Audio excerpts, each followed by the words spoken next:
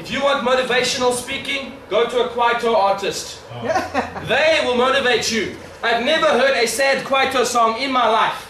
You will never hear a Kwaito artist singing, "I love my girlfriend today." Not happening. My bank manager's calling, I am broke. You don't hear those songs. They always sing about happy things. You've got to take a leaf from their book. We've got to learn from them. But the problem is it can't translate. Kwaito, you can't translate to English. Doesn't work. Imagine, you know Mandoza and Kalakata, right? Imagine that song.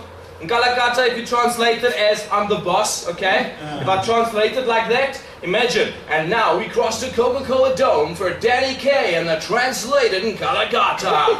Boom!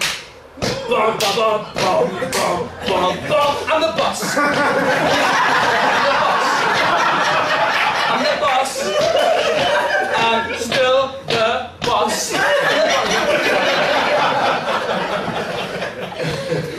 It's not gonna work, you see. You've got to keep it real.